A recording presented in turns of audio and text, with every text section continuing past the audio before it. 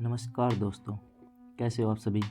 आशा करता हूँ आप सभी अच्छे होंगे और इसी आशा के साथ आप सभी का स्वागत है आपके अपने चैनल आरडी गुरुकुल पर। और मैं अमित महाराज आपका हार्दिक अभिनंदन करता हूँ अपने इस चैनल पर। और आज मैं हाजिर हूँ एक नया चैप्टर लेके। और हमारा आज का चैप्टर होगा क्या होता है अविश्वास प्रस्ताव, जिसको नो कॉन्फिडेंस मोशन बोलते हैं। इस अविश्वास प्रस्ताव में क्या होता है, कौन इसे पेश करता है संसद में। इतना तो पता है सभी को आप दोस्तों कि संसद में अविश्वास प्रस्ताव सत्ता पक्ष के विपक्ष में लाया जाता है। तो कौन इसको लेकर आता है और क्या इसकी कार्रवाई होती है, तो आइए दोस्तों आज इसके बारे में जानते हैं क्या होता है अविश्वास प्रस्ताव। देखिए दोस्तों, अविश्वास प्रस्ताव को लाने का विपक्ष करता है। ये मैंने आपको पहले बता दिया दोस्तों कि जो सत्ता पक्ष है उसके पास तो विश्वास है ही, वो तो अविश्वास प्रस्ताव लाएगा, क्योंकि उसके अविश्वास प्रस्ताव से क्या होता है, सरकार भंग होती है। अविश्वास प्रस्ताव को लाने का काम विपक्ष करता है जो मौजूदा सरकार के विरोध में होता है। और ऐसे में सत्ता पक्ष अपनी सत्ता बने रहने के लिए अविश्वास प्रस्ताव का गिरना यानी नामंजूर करने की कोशिश करता है। जब संसद में अविश्वास प्रस्ताव लाया जाता है तो जो सत्ता पक्ष होता है वो इसको नामंजूर कराने की कोशिश करता है। स्पीकर कौन होता है दोस्तों, लोकसभा अध्यक्ष। स्पीकर अगर अविश्वास प्रस्ताव मंजूर कर लेता और सत्ता पक्ष सदन में बहुमत साबित करने में सफल नहीं रहता तो सरकार गिर जाती है। अभी बताया मैंने दोस्तों आपको कि जो सत्ता पक्ष होता है वो उसके पास तो विश्वास होता ही है संसद में, लोकसभा में। तो अविश्वास प्रस्ताव लाने का काम किसका होता है, विपक्ष का होता है। तो आजकल के उदाहरण से समझते हैं दोस्तों हम। आजकल हमारा सत्ता पक्ष कौन है, बीजेपी पार्टी, एनडीए की सरकार है, मोदी सरकार। तो अगर अविश्वास प्रस्ताव लाना हो तो कौन लेकर आएगा, विपक्षी पार्टी। और हमारी मुख्य विपक्षी पार्टी कौन सी है, कांग्रेस पार्टी, यूपीए की सरकार।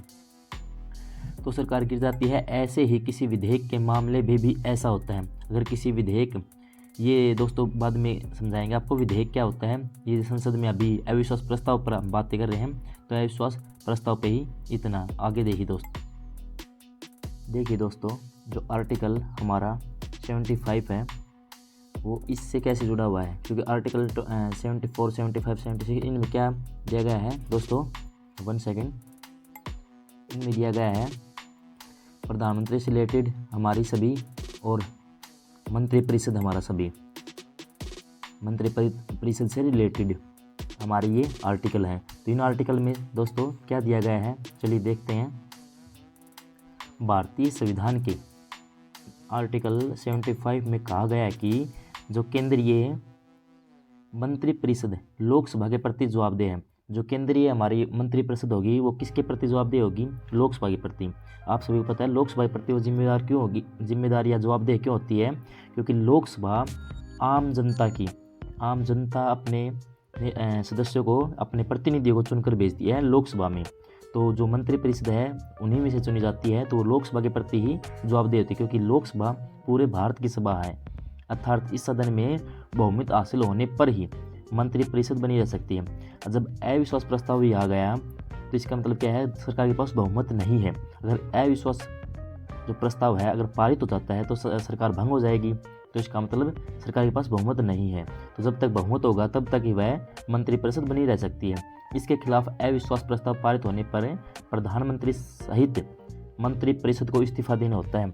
अगर अविश्वास प्रस्ताव पारित हो जाता है तो किसको, मंत्रिपरिषद को इस्तीफा देना। चलिए दोस्तों इसी के साथ आगे बढ़ते हैं। अविश्वास जो प्रस्ताव है उसके नियम क्या हैं, जो 1 सेकेंड दोस्तों, जो अविश्वास प्रस्ताव है नो कॉन्फिडेंस मोशन बताया था मैंने आप सभी को। उस नो कॉन्फिडेंस मोशन के नियम क्या है, थोड़ा बड़ा कर लेता हूँ दोस्तों इसको, हाँ अब ठीक है दोस्तों। नो कॉन्फिडेंस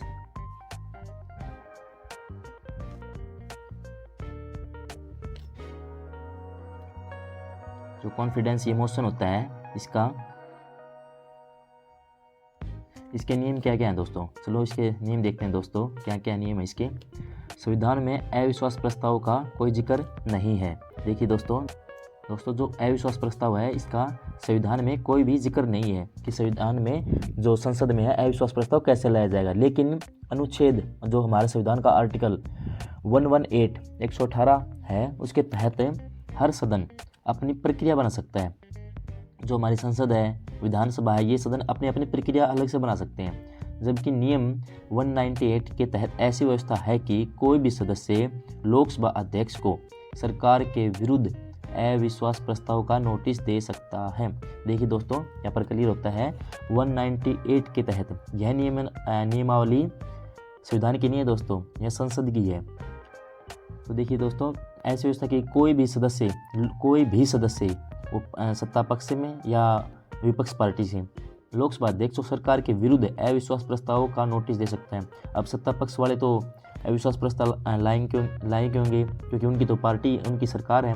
तो जो विपक्ष की पार्टी है वो वही हमेशा नोटिस देती है, अविश्वास प्रस्ताव लाती है। चलिए दोस्तों, इसके साथ देखते हैं नेक्स्ट पॉइंट हमारा।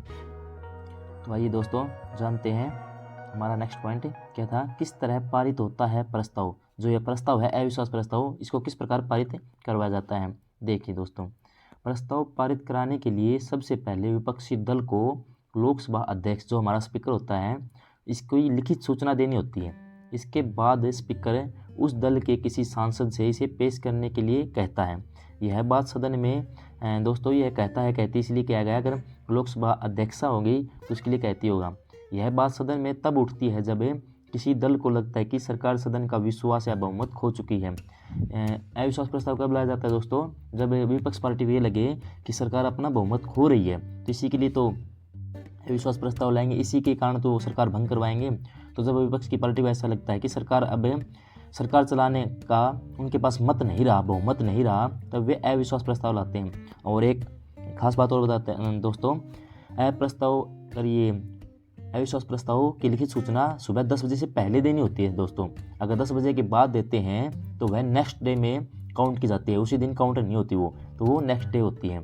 चलिए दोस्तों देखते हैं हमारा नेक्स्ट पॉइंट। देखिए दोस्तों, हमारा नेक्स्ट पॉइंट क्या है कि कब स्वीकार किया जाता है अविश्वास प्रस्ताव। अविश्वास प्रस्ताव स्वीकार कब किया जाता है, और दोस्तों यह सिर्फ लोकसभा में लाया जाता है। दोस्तों इतना बता देता हूँ, यह संसद के हमारे कितने सदन हैं, लोकसभा और राज्यसभा। लोकसभा निचला सदन हमारा, तो आम जनता की सभा बोलते हैं जिसको, आम सभा बोलते हैं जिसको, उसी में सिर्फ पेश होता है। ये कब स्वीकार किया जाता है अविश्वास प्रस्ताव, और क्या होता है मंजूरी मिलने के बाद। अविश्वास प्रस्ताव कैसे तो स्वीकार किया जाएगा और क्या होगा इसको अगर मंजूरी मिल जाती है। देखिए दोस्तों, जो अविश्वास प्रस्ताव हमारा पारित कराने के लिए कम से कम 50 सदस्यों का समर्थन हासिल होना चाहिए, यानी कि जो लिखित सूचना देंगे उस पर 50 सांसद उस पर एग्री होने चाहिए, तभी उसे स्वीकार किया जा सकता है। लोकसभा अध्यक्ष या स्पीकर की मंजूरी मिलने के बाद 10 दिनों के अंदर इस पर चर्चा कराई जाती है, और चर्चा के बाद स्पीकर अविश्वास प्रस्ताव के पक्ष में वोटिंग कराता है या फिर कोई भी फैसला लेता है। मतलब अविश्वास प्रस्ताव के पक्ष में वोटिंग कराई जाती है, जिससे जो बहुमत में सत्ता पक्ष है वो अपनी बहुमत दिखाता है, किसको, लोकसभा स्पीकर को। ठीक है दोस्तों, चलते हैं, बढ़ते हैं नेक्स्ट पॉइंट की। देखिए दोस्तों, हमारा नेक्स्ट पॉइंट है व्हिप जारी कर सकती है सरकार। जो अविश्वास प्रस्ताव जब लोकसभा में लाया जाएगा विपक्ष की पार्टी के द्वारा, तब जो सत्ता पक्ष सरकार है या फिर विपक्ष की जो भी पार्टियां हैं वे व्हिप जारी कर सकती हैं। अब कई बार हम व्हिप का शब्द सुनते हैं, तो ये दोस्तों व्हिप होती क्या है। देखिए दोस्तों, जो व्हिप है, संसद में एक व्हिप एक लिखित आदेश होता है दोस्तों, किसी भी पार्टी के द्वारा यह जारी किया जाता है। जो पार्टी के सदस्य एक महत्वपूर्ण वोट के लिए उपस्थित हो, यानी कि उनको वोट डालने के लिए उपस्थित होना पड़ता है, या वे केवल एक विशेष तरीके से मतदान करते हैं, यानी कि जो भी पार्टी व्हिप जारी करेगी उसके पार्टी के सदस्यों को उसी पार्टी को वोट डालने के लिए वे दबाव होने पर, ये लगा लीजिए दोस्तों, एक प्रकार से वे बंधित हैं व्हिप में। अगर व्हिप जारी हो जाती है तो उस पार्टी के जितने भी सदस्य हैं उनको हाजिर होना पड़ता है और सभी को वोट उस पार्टी के पक्ष में डालना होता है। तो जो सरकार है वो व्हिप भी जारी कर सकती है। और इसी के साथ देखते हैं हमारा नेक्स्ट पॉइंट। अच्छा देखिए दोस्तों, हमारा नेक्स्ट पॉइंट बहुत अच्छा है। यदि सरकार विश्वास प्रस्ताव पेश नहीं कर पाई, यानी कि अविश्वास प्रस्ताव तो दोस्तों किसने पेश किया था, जो विपक्ष की पार्टी थी उसने पेश किया था, और सरकार को क्या होता है फिर विश्वास प्रस्ताव पेश करना होता है कि अपना बहुमत संसद में दिखाना होता है। तो यदि सरकार विश्वास प्रस्ताव पेश नहीं कर पाती है और सरकार भंग हो गई, तो क्या होगा फिर, दोबारा से चुनाव होंगे या फिर वही जो सत्ता पक्ष है वही पार्टी बनाए रखेगा, तो आगे क्या होगा। मान लीजिए दोस्तों, अब मोदी जी की सरकार चल रही है और विपक्ष कांग्रेस अविश्वास प्रस्ताव लेके आ जाती है और सरकार अपना बहुमत नहीं दिखा पाती और सरकार भंग हो जाती है, तो उस दिशा में क्या होगा। आइए दोस्तों जानते हैं नेक्स्ट पॉइंट पर। तो देखिए दोस्तों क्या होगा फिर, राष्ट्रपति पर निर्भर होता है कि वह नई सरकार को आमंत्रित करे। अब नई सरकार कौन है, मतलब विपक्ष, कि विपक्ष अपना बहुमत दिखाए और अपनी सरकार बना ले। यदि नई सरकार भी बहुमत की स्थिति में ना हो, ये लगा लीजिए अभी मैंने पीछे उदाहरण दिया, मोदी जी की सरकार के खिलाफ अगर कांग्रेस अविश्वास प्रस्ताव लेके आती है और मोदी जी विश्वास प्रस्ताव पेश नहीं कर पाते और सरकार भंग हो जाती है, तो उस दशा में क्या होगा कि वह राष्ट्रपति पर निर्भर होगा कि वह नई सरकार को आमंत्रित, मतलब वह कांग्रेस को आमंत्रित करे कि सरकार बना ले। लेकिन नई सरकार भी बहुमत की स्थिति में ना हो, तो देखिए अगर कांग्रेस भी अब बहुमत की स्थिति में ना हो तो क्या होगा, राष्ट्रपति अगले चुनाव होने तक, हमारे अगले चुनाव कब होंगे, 2019 में चुनाव हुए थे, तो अब 9 और 5 14, आप सभी को मैंने पहले ही बताया था दोस्तों, 5 वर्ष के अंतराल में हमारे चुनाव होते हैं। तो 2019 में तो तब कब होंगे, 2024 में। तो राष्ट्रपति अगले चुनाव होने तक उसी सरकार को, मीन्स मोदी सरकार भंग होती है तो मोदी सरकार को ही कार्यवाहक सरकार के रूप में कार्य करने के लिए कह सकता है।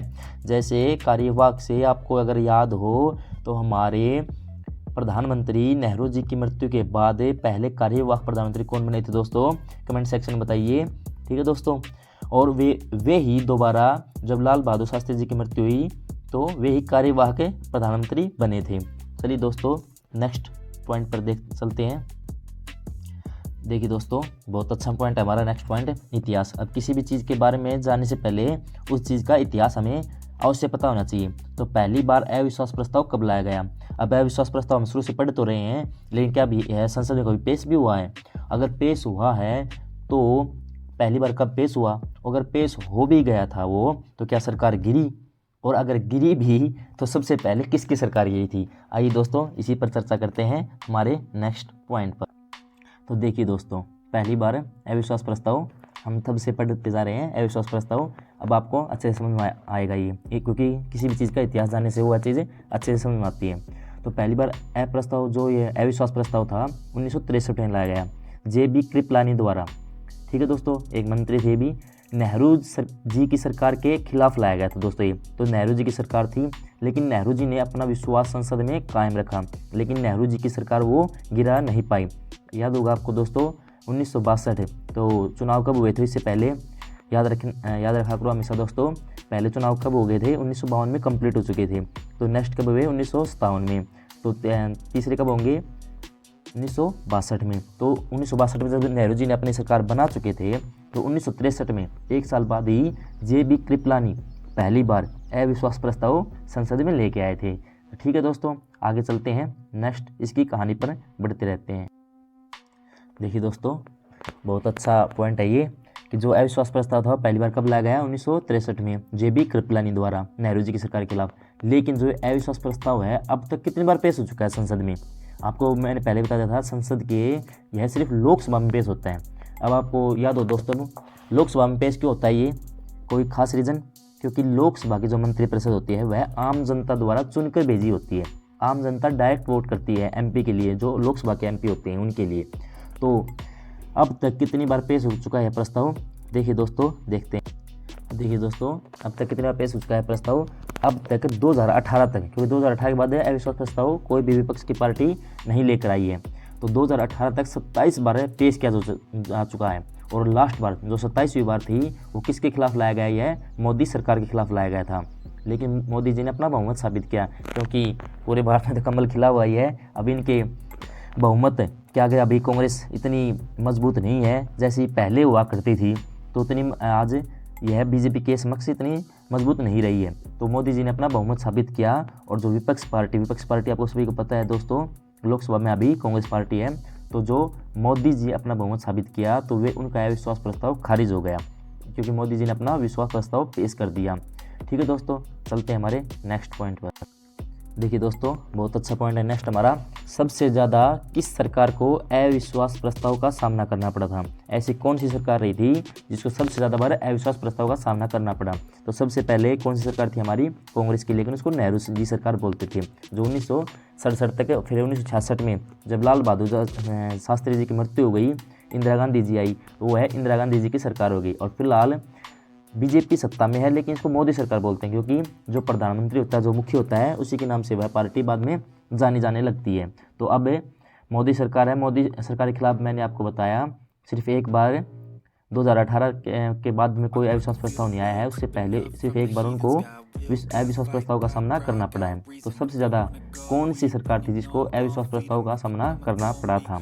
देखिए दोस्तों, हमारी माननीय पहली महिला प्रधानमंत्री जी, और जो मैंने आपको बताया था दोस्तों, गूंगी गुड़िया से दुर्गा देवी तक मैंने जिनके ऊपर वीडियो बनाई थी, आपको स्क्रीन पर दिखाई दे रही होंगी, और इसका लिंक भी डिस्क्रिप्शन में मिल जाएगा आपको। इंदिरा गांधी जी को 15 बार इस प्रस्ताव का सामना करना पड़ा था, ठीक है दोस्तों, लेकिन एक बार भी वे विपक्ष पार्टियां इंदिरा गांधी जी की सरकार को नहीं गिरा पाए।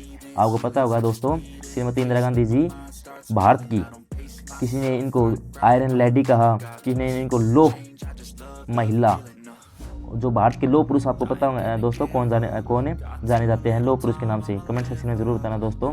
और ये आयरन लेडी और यही दुर्गा देवी कही गई शुरू में, इनको जिनको गूंगी गुड़िया कहा जाता था, उन्हीं को 15 बार इस प्रस्ताव का सामना करना पड़ा था। विपक्ष से एक बार भी इनकी पार्टी, इनकी सरकार को भंग नहीं कर पाया। चलिए दोस्तों, चलते हैं हमारे नेक्स्ट पॉइंट पर। देखिए दोस्तों, जो अविश्वास प्रस्ताव हम पढ़ रहे हैं शुरू से, क्या इससे पहली बार नेहरू जी को सामना करना पड़ा था इसका? और सबसे ज़्यादा बार किसको सामना करना पड़ा? श्रीमती इंदिरा गांधी जी को, आयरन लेडी हैं जो हमारी। और इस प्रस्ताव से पहली बार सरकार कब गिरी? तो इस प्रस्ताव से कभी क्या कोई सरकार गिरी भी है, या हर बार जो सत्ता पक्ष है अपनी सरकार को बहुमत साबित कर देता है? तो देखिए दोस्तों, कोई ना कोई तो ऐसा कभी कभी तो ये, जैसे ये लगा लीजिए दोस्तों, 100 बार मारेंगे तो कोई ना एक पत्थर तो निशाने पर लगेगा ही। वही विपक्षों का पहली बार कब सफलता मिली अविश्वास प्रस्ताव से? देखिए दोस्तों, नेक्स्ट पॉइंट पर देखिए दोस्तों, पहली बार कब सफलता मिली है विपक्ष को? 1978 में मोरारजी देसाई जी की सरकार गिरी। 1979 में चौधरी चरण जी की सरकार गिरी।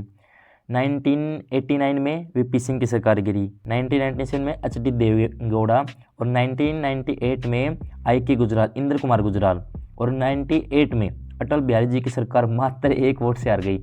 जो लोग घर बैठे कहते हैं ना दोस्तों, हमारे 1 वोट से क्या होता है, हमारे 1 वोट से क्या फ़र्क पड़ता है, या फिर फलां व्यक्ति हमें वोट नहीं देगा, या फलां व्यक्ति के वोट से हमें क्या फ़र्क पड़ता है, देख लीजिए दोस्तों, 1 वोट से कितना फ़र्क पड़ता है। मात्र 1 वोट से अटल बिहारी जी की सरकार गिर गई। और सबसे कम दिन सरकार चलाने का रिकॉर्ड भी अटल बिहारी वाजपेयी जी के नाम है। कितने दिन चलाई? सबसे कम दिन 13 दिन की सरकार इन्हीं की चली थी, अटल बिहारी वाजपेयी जी की।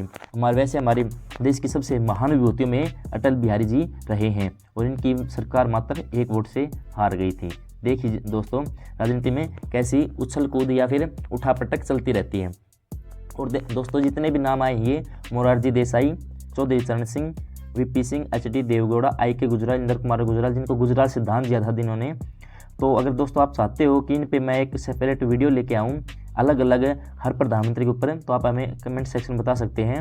मैं हर प्रधानमंत्री पर एक सेपरेट वीडियो, एक स्पेशल वीडियो लेके आऊँगा, जिसको आप उस प्रधानमंत्री के बारे में सभी बातें जानने को मिलेंगी। चलिए दोस्तों, चलते हैं हमारे नेक्स्ट पॉइंट पर। देखिए दोस्तों, जो अविश्वास प्रस्ताव था हमारा, संसद में कौन कौन से अन्य महत्वपूर्ण प्रस्ताव लाए जाते हैं? इस अविश्वास प्रस्ताव के अलावा भी क्या और कोई ऐसे प्रस्ताव हैं जो संसद में पेश किए जाते हैं, या फिर जो सरकार गिराते नहीं हो, या फिर सरकार जो कार्य है कार्यशैली को बढ़ावा देते हो या कार्यशैली को स्थगित करते हो? क्या ऐसे भी कोई और प्रस्ताव हैं जो संसद में पेश किए जाते हैं? तो देखिए दोस्तों, कौन कौन से प्रस्ताव हैं।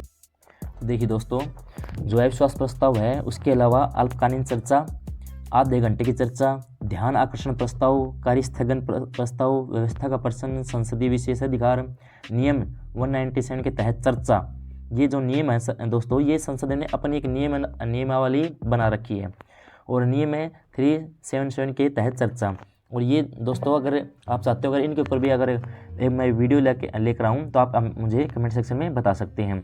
लेकिन सबसे ज़्यादा महत्वपूर्ण तो दोस्तों प्रस्ताव अविश्वास प्रस्ताव था, क्योंकि बहुत से लोग ऐसे कहते रहते हैं कि संसद में जो अविश्वास प्रस्ताव हुआ है वह अविश्वास प्रस्ताव क्या होता है, कौन इनको लेकर आता है। तो दोस्तों जल्दी से रिमाइंड करवा देता हूँ मैं आपको, अविश्वास प्रस्ताव विपक्ष की पार्टी लेकर आती है। जब भी अविश्वास प्रस्ताव पेश करना हो तो कम से कम 50 सदस्य इस पर एग्री होने चाहिए दोस्तों।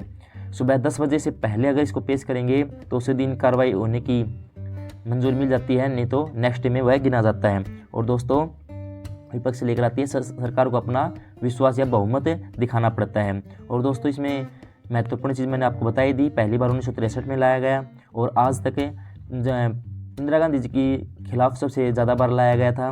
और पहली बार 1978 में मोरारजी देसाई जी की सरकार इससे गिरी थी और अटल बिहारी वाजपेयी जी की सरकार मात्र 1 वोट से हार गई थी। ऐसे तथ्य भी दोस्तों याद रखा करो। देखिए नेक्स्ट क्या पॉइंट है हमारा। बस दोस्तों इतना ही है आज के लिए, इतना ही काफ़ी है। और इसी के साथ दोस्तों चलते हैं, स्वस्थ रहें, मस्त रहें और अपनी खुशियाँ बांटते रहें। इसी के साथ दोस्तों मेरी पिछली वीडियो की तरह ही सर्दी का मौसम है, ओढ़ पहन के रहें। चलते हैं दोस्तों, ठीक है, बाय।